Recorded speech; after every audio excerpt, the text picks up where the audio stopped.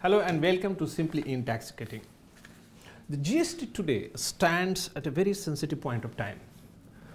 Many serious challenges appear to be staring directly in the eyes of the government. Some of them are policy issues, legislative issues and procedural issues. Revenue, of course, the GST revenue, the government of India and the states, all the stakeholders are not happy, industry is equally not happy because they are not getting the credit.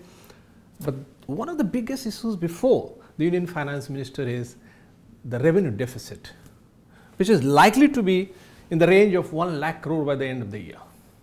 That means he will fail to keep track of his or the target of fiscal deficit 3.2% of the GDP. Another challenge is business processes, of course, which has been troubling the taxpayers in a big way. The business processes will require, expert panel has been set up, it will require a different kind of re-engineering and a corresponding reconfiguration of the GST systems. So that is to be seen how the expert panel comes up. Parallelly, the central government, the GST Council has set up a separate law committee. That is another aspect, it's a big challenge. Industry has been demanding several amendments in the GST laws. How exactly all these committees, what are the options with this, in front of all these committees, and what should be the roadmap before the committees, and what needs the committees must do this time, otherwise the economy perhaps will not give another chance because the economy has contracted, which is bouncing back for various other regions. That is to be analyzed later by economists. So we have three domain experts who are going to look into all these aspects today. We have Mr. Siddha, the Senior Vice President, Hindustan Coca-Cola. We have Mr. Mahesh Jain, the taxation head, DuPont, and of course, our very familiar face, Bimal Jain from PhD Chambers, the Indirect Tax Chairman, Committee Chairman. So let me start with Bimal ji only. Bimal ji, please tell us, there are a lot of benefits the GST Council gave to the industry and trade, and in turn, of course, expected the manufacturers and the business entities to pass on, because in any case all these things are supposed to be passed through. So it should be finally filtering down to the consumers. So how do you look at it? What has been your observation that industry is actually doing that? Because otherwise the government has been threatening that anti-profiteering provisions will be invoked, right? Now, of course, some members have been already appointed also by the SEC. So what has been your, the feedback from the industry and trade and the issues which you look at today? To answer your specific query, my answer is that, see, I must compliment Government of India and GST Council. They are very receptive, they are positive, they are making many changes. Rightly said, 178 items are being taken out from 28% slab to 18% slab. And you posted a query to me how industry is doing. Industry is definitely passing on the benefit to the consumer. They have started passing on the benefit. This anti-profiteering clause should be looked into from a perspective of how religiously government and the taxpayer industry are acting to it. From industry side, I am representing as a chairman of Indirect Tax Committee, PhD Chamber of Commerce. I can vouch industry is very religious. They are making sure that each pie benefit they are getting in terms of reduction of rate, they are passing on to the consumer. Now, government has to really believe that trade and taxpayer are the partner in nation building and development. They should not come as a threat to the taxpayer and the industry saying that if you don't do, I will do like this. Tell me what are the parameters for anti-profiteering they have built up. What they have said, what is the parameter? They have said only two provisions. If there is a tax reduction or credit available, then it must be passed on to the consumer, which we virtually doing. But there are many other parameters which works for the pricing, demand and supply situation, direct, indirect cost. That is going to affect your final pricing to the consumer. But you can't say that any industry, if he has not decreased the price for any XYZ region, then you will invoke anti-profiteering clause. We have to really look into legal perspective that pricing is dependent on so many other factors apart from tax rate and the credit. So anti-profiteering, of course, your point is valid. Industry is very active, positive about it, and I've seen most of them are passing on the benefit. So Mr. Siddhar, I mean, anti-profiteering is a quicksand. I mean, of course, the fact that government has not been able to come out with any kind of guidance note, that means they are treading this path very carefully. They know that it may be challenged before the High Court, or it will further trouble the industry. They don't want that. They are very sensitive about it now. What has happened in last 4 months, after that they are little extra careful. So, what kind of guidance note will perhaps not be litigated by the industry? How simple it should be? Because it's a very tricky area. It's a very challenging kind of the area where the product specific tariff has been reduced. So simultaneously the prices also MRP is going down for that product. And what are the chances that the benefits will certainly reach if the manufacturer or a large company, they decide to reduce the cost, but the distributors, the retailers, and finally in between, if there is some intermediaries, the products reach the consumer. Actually, what happens? It may go wrong also really certain look stretches. At most of those items on 28 to 18, let us say they were all driven by the previous MRP regime. That's the way the 178 looks like. Right. Now, if the upstream manufacturer reduces his MRP, the changes that happen midstream, as you call it, distributors or retailers, can only happen in between. But as long as the MRP is marked down to reflect, then it's bound to reach the consumer. This is barring those exceptional situations. Second thing is, a lot of corporates are expecting that there is an overall guideline. You ask me what a guideline should be. They should first sit down and say that they should apply it to a product at a national level or at a state level. The first doubt that many people seem to be having. Second, now, as Bimal correctly said, credits, input tax credits or rate of duty. Let us assume that there is a product which was taxed at X regime prior to 17, and after the tax regime changed, net effect of input taxes also should be taken and the tax rate should be taken. I have a small doubt here. There are some structural changes which have been brought in the income tax, in the tax regime. For example, you have done away with CST. Right. Okay? Right. You have done away with CST. Right. Now, you have done away with CST, therefore you are getting complete credits. Is that a structural change by virtue of GST, therefore the credit should go? Right. Or how much of it the consumer is entitled? It's a larger academic debate. Correct. The third question that I can bring in is, because I am from the industry, I would like to voice what the industry feels. After 17, there is mayhem in the country on account of oils used. I hope you know this, I think, Mr. Shailendra, because this was debated in one of the earlier forums also. Right. That I'm not entitled to give C-form for oils. People are before writ courts in various state high courts. Yes, yes, absolutely. Now, what about those things? Who considers my costs push that have happened? If I'm paying 19%, 21%, which hitherto I was getting at 2%. Right. And people are before high courts like Orissa High Court. People are before the courts.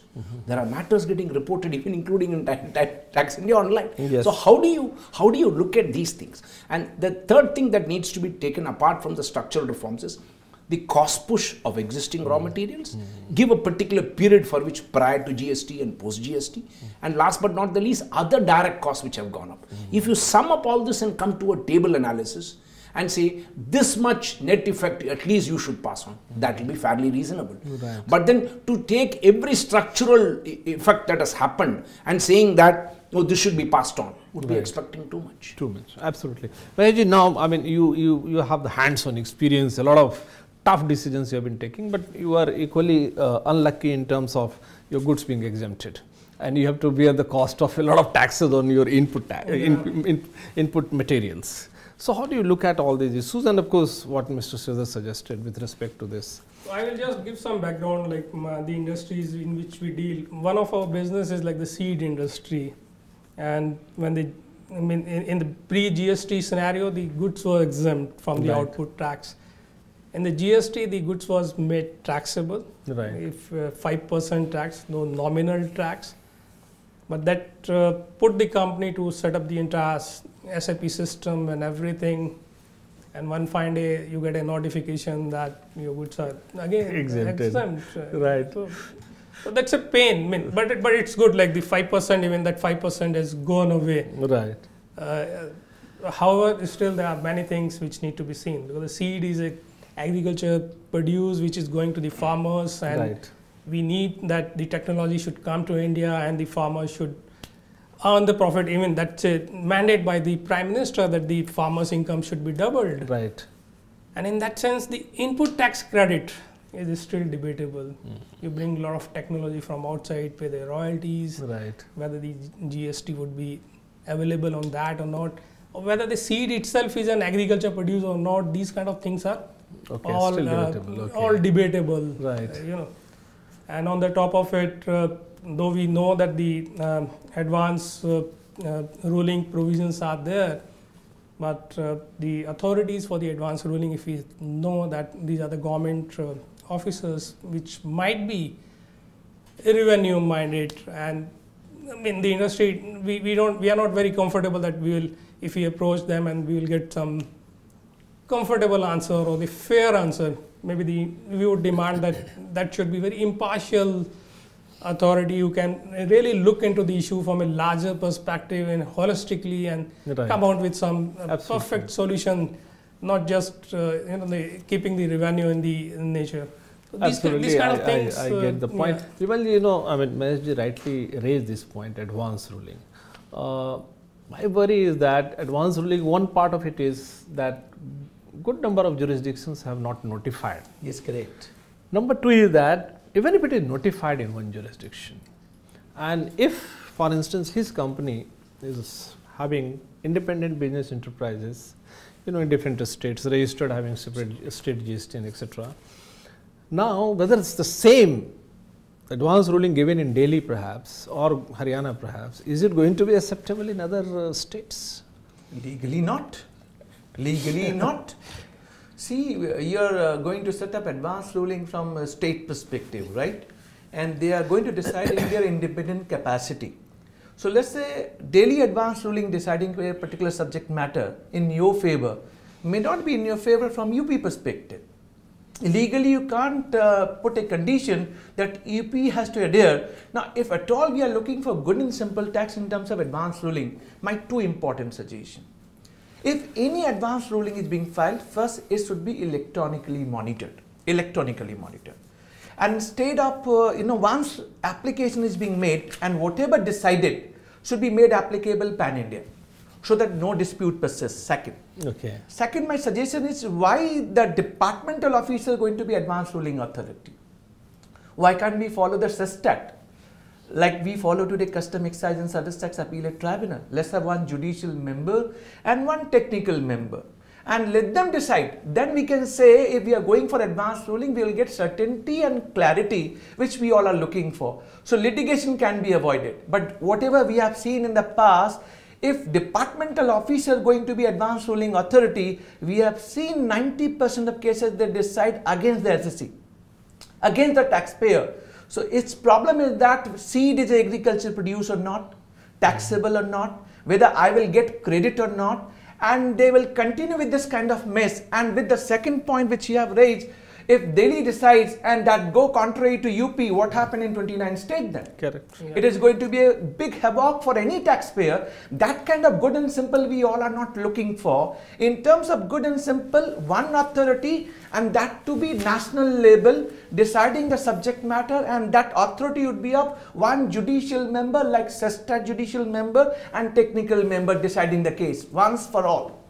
Correct. I would like to just add one more point on this. See, I think we have been discussing this for quite some time on this. There's a provision in the GST law when there is when there is an appeal from an appellate authority, it goes to an appellate authority of the advance ruling.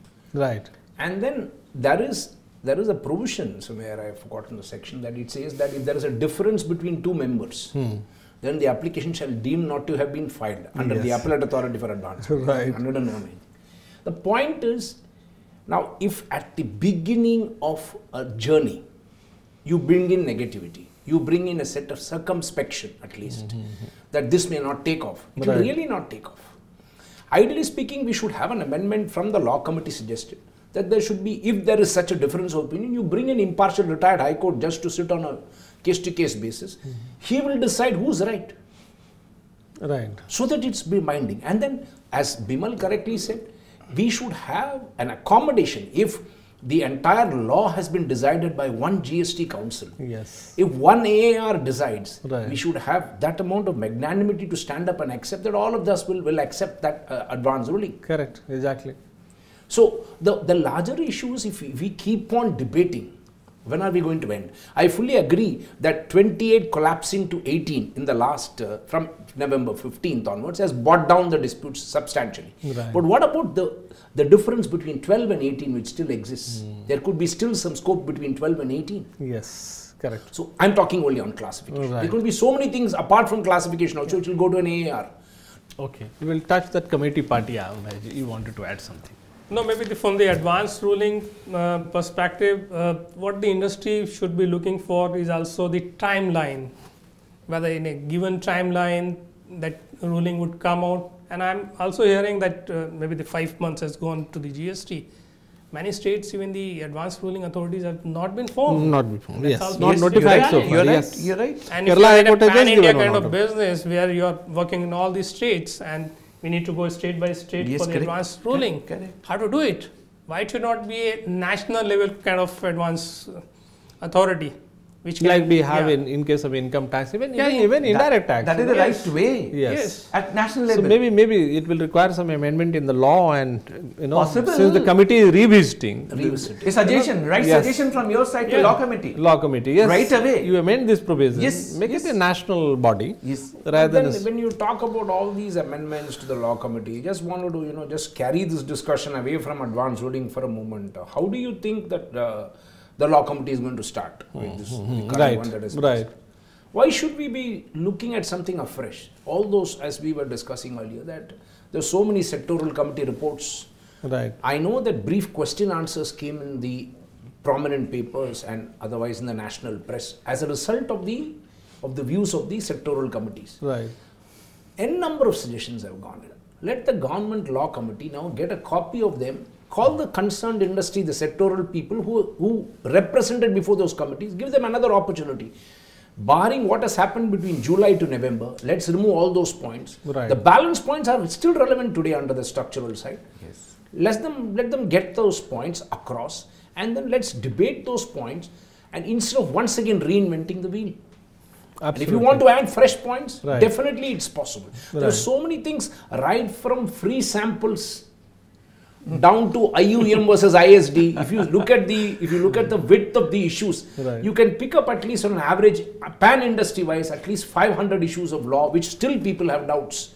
People are just waiting, and they are waiting for clarity to come. Yeah, I agree with you. It's a huge canvas. So maybe Bimal will highlight it. What happened to those sectoral committees meeting? I mean, what happened? I mean, you must be having some feedback. Feedback is only that they have submitted the report, Right. earlier sectoral committee report. Right. What happened to those reports, we are not aware of.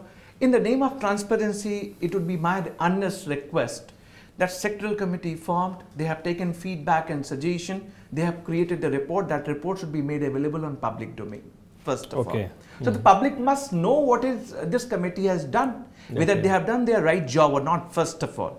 And second, we have to see the accountability, the report submitted to the GST Council, what GST Council has done pertaining to the report submitted. If these committees are being formed, they are submitting the report, but no action is being taken, then we are again following the legacy of past, which we are following for a long time period. In Yes. GST, we want to revamp and change everything. And over and above, we are forming new committee, overlapping committee. So what happened? The earlier committee submitted the report, what you did? So let's have some clarity and certainty that what is the objective of forming that committee, what you did with the report, and what is your way forward. In case they are not being able to give right suggestion, this committee is being formed for what purpose? Must be preamble. There should not be a case, I want to satisfy one particular group, let's form the committee. We were knowing that GST and network is not working. This committee was formed very recently under chairmanship of GST and chairman. Right. We were knowing everything. Now we definitely want to know what this committee has really got all the input, what suggestion they are giving to the government of India, and let's put on public domain for public debate, and then finalize, scrutinize all the final point for GST Council, and let GST Council take a call, okay, out of 10 suggestions, 5 accepted and 5 is not acceptable for so and so region. That will give more clarity to all of us together. Do you think so? I mean, is it? I mean, this will like sowing the DuPont seeds for more transparency. You know, right? No, but actually, if you go beyond many things, I think we should be seeing from the sectoral committee reports is that you just take this latest CST. I agree with what Bimal says. We are fighting between July to November to implement GST. I mean, I'm going back to this petroleum controversy. There is a West Bengal circular which is beneficial. Yes. And in West Bengal, people are doing it beneficially for the purpose of buying petrol. Absolutely. High-speed diesel. That's diesel. Yes. Mainly in industries for the purpose of production, because power is not freely available in India. Why go beating around the bush? Correct. Now, the interpretation a few states have taken, I don't want to name the states, they are saying that in the Taxation Laws Amendment Act in 2017, when this was amended, the definition of goods have been changed. It has been brought down only to the residual number of goods. So unless you are a dealer of those goods, you are not entitled to use the forms. Now, you have collapsed the whole sense of trust that was left for. So now, does it mean that somebody takes a cost push? I'm just answering your previous question. Right. So my cost of HSD has gone up by, let's say, few lakhs per month.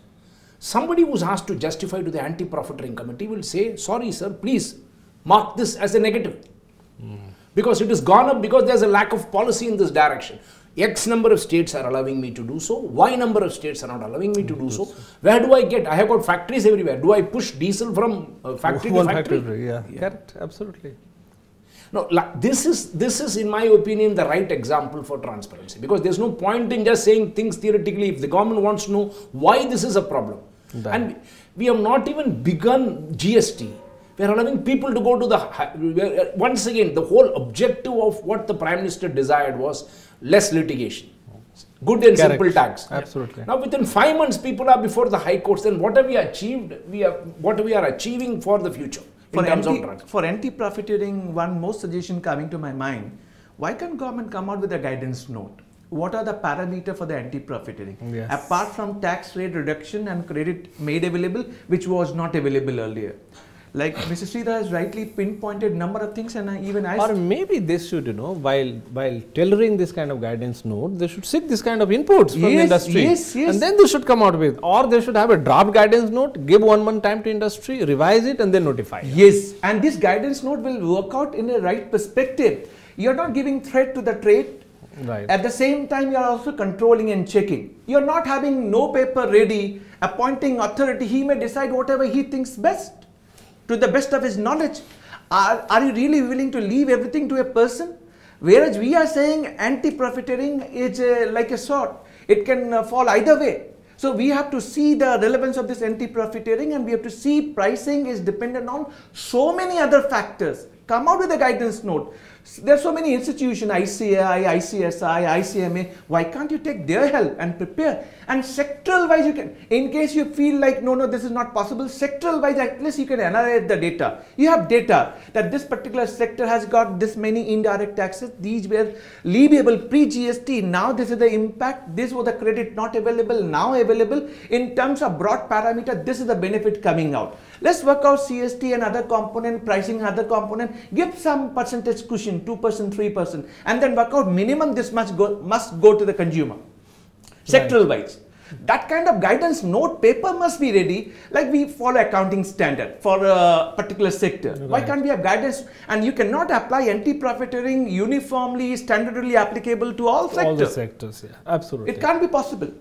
I agree with you. Yeah. So maybe this input will go to the government. Yeah. I think the Directorate of Safeguard, which is working on this, probably they will take note of it, and I'm sure they are about to come. If by Christmas perhaps, or it's really good. They would like to make it a New Year gift to us.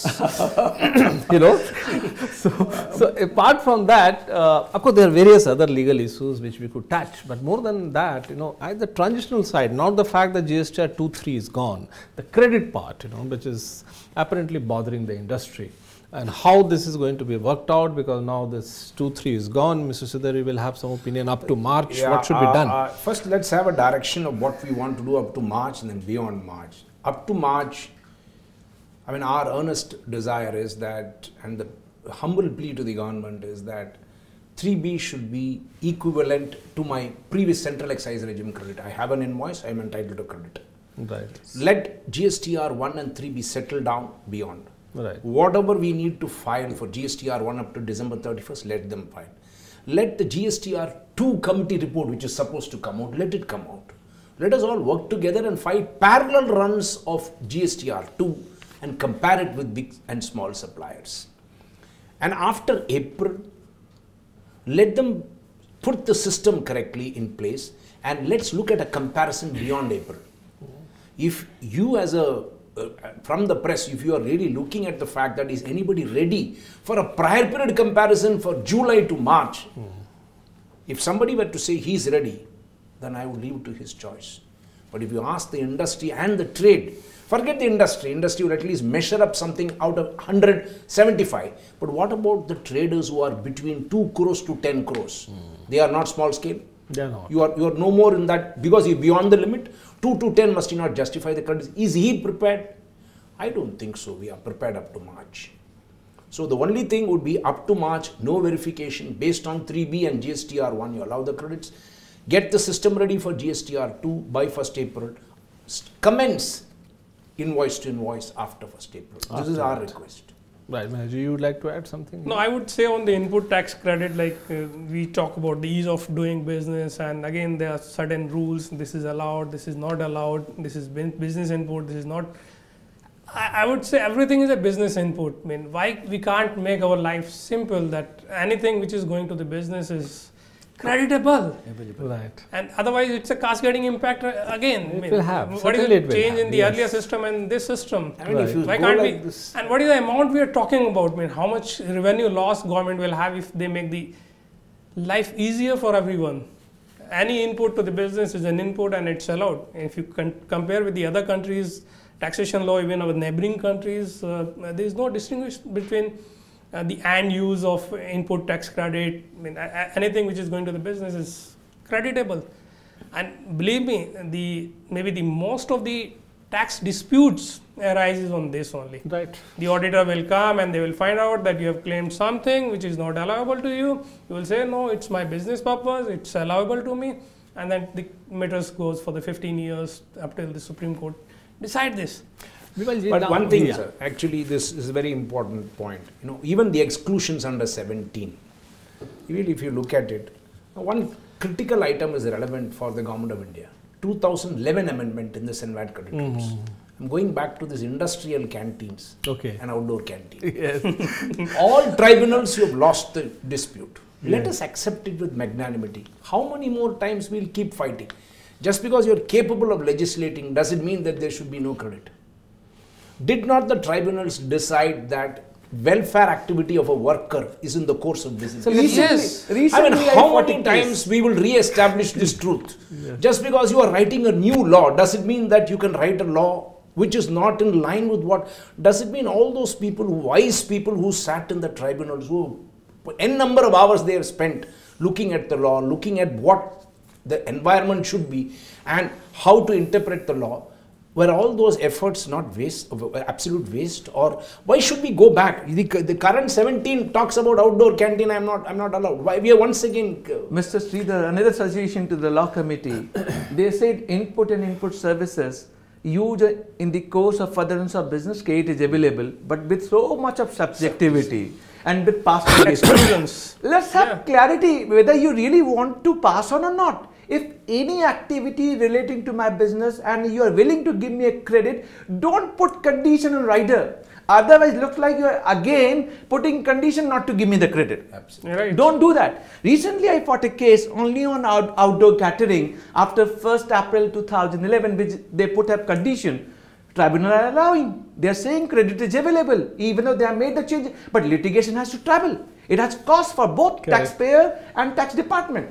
Right. So it's time now that we should leave the canteen behind. We wanted.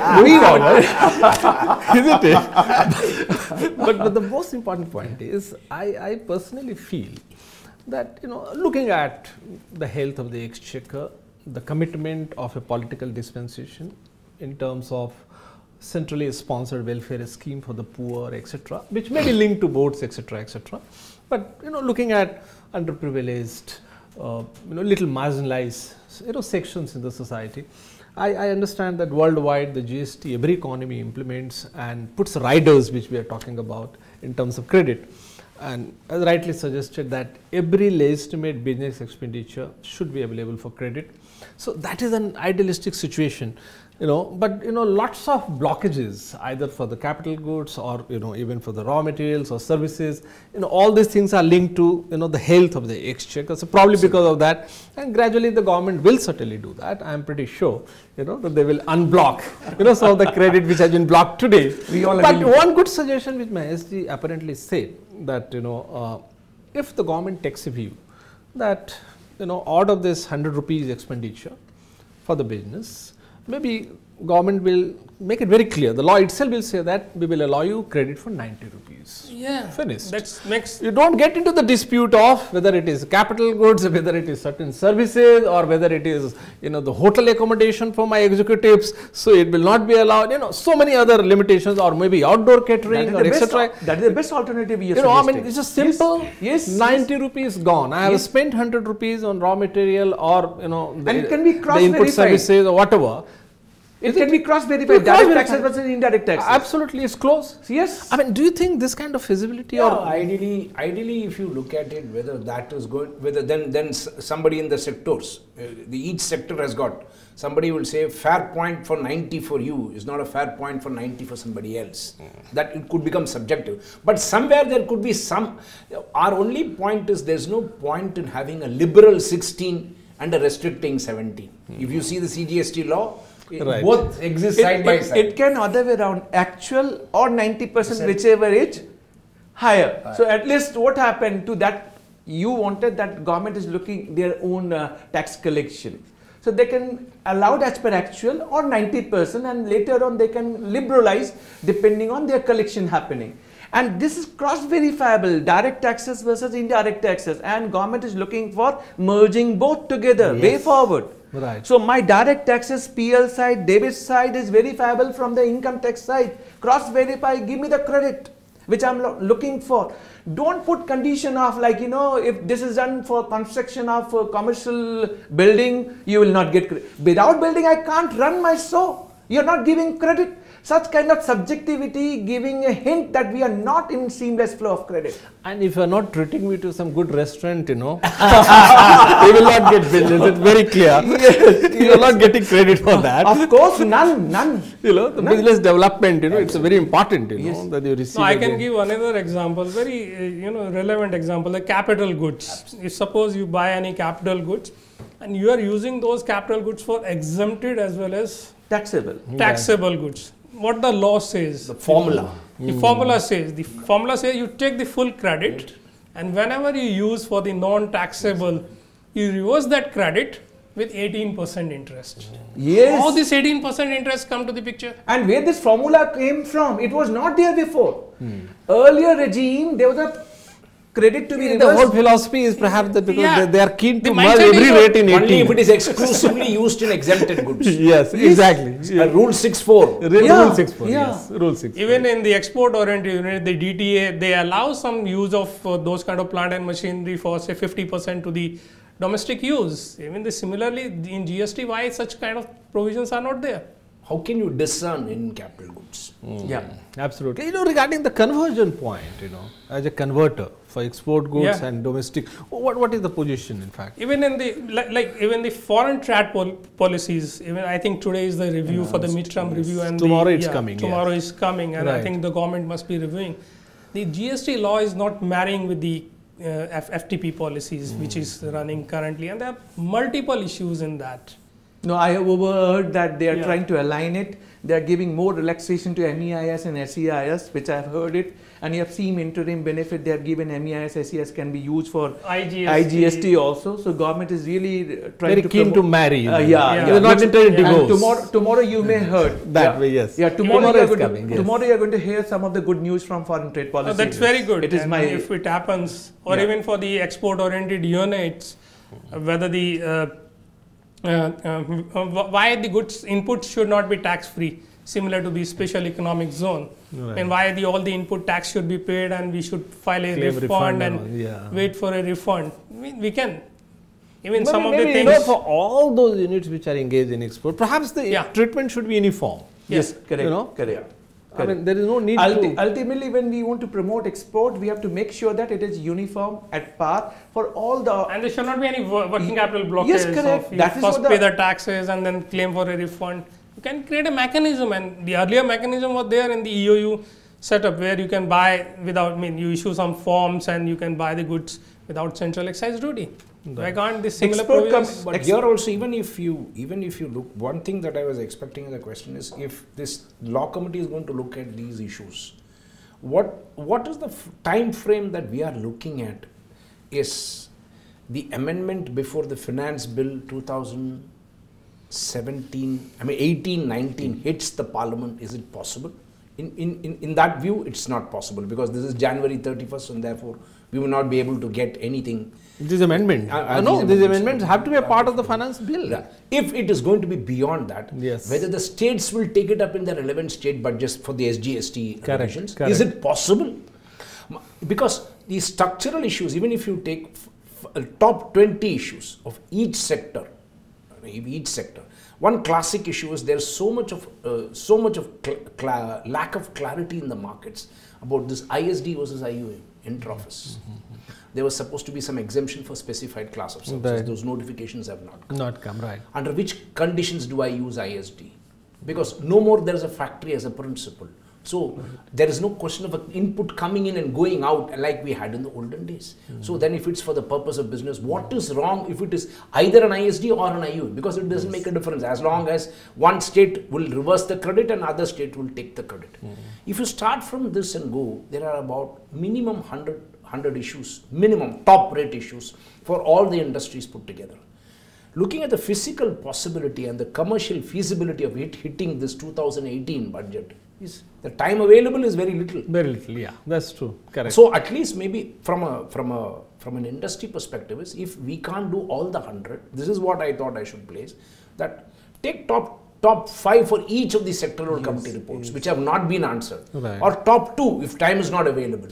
At least the 2 let it get into the finance bills and the finance bills of the respective states. Right, absolutely, yes. And that the balance can be taken up over a period of time. Over a period of time, yeah. So on this positive note, and some sort of roadmap which our distinguished panelists have suggested to the Indian Finance Minister, that what he should be doing. I am pretty sure he must have made up his mind what he is going to do, and we are looking forward to see a lot of amendments in the GST laws, because it has to be a part of the money bill. Otherwise, there would be a separate round of the political dishum in days to come, and that will delay and that will further damage the GST overall architecture. And of course, the credit side, as rightly suggested, that the fact that the GST are 2 and 3, and it's being reviewed, it has been put in a state of suspension. So ideally, the credit should be, one should probably, the revenue authority should look at pre 1st July era and match it and see that if there is some kind of serious aberration, then perhaps certain penal provisions or maybe the disalliance could be made. Looking at other aspect, as rightly suggested, for anti-profiteering, the guidance notes should come out very fast, because that is becoming a serious issue even for the government and for the industry, because the industry is very worried, uncertain. There have been little threatening tone from here and there, and that is scary for the people who are specialized in doing business, and they just expect that the GST original design should not be damaged in a big way, and if at all it has to be overhauled, then it should be done in one go rather than in a piecemeal fashion, because that creates a serious issue for the GST network and also for the industry and trade, which has to ultimately comply with all those changes. So let's look forward to some of the positive changes, and all the reports of the 4 different expert panel reports which are already looking into all these issues should be made public, so that industry and trade could also contribute to the overall inputs which can go either as a part of the finance bill, or as a part of a report to be presented on after 5th January meeting of the GST Council.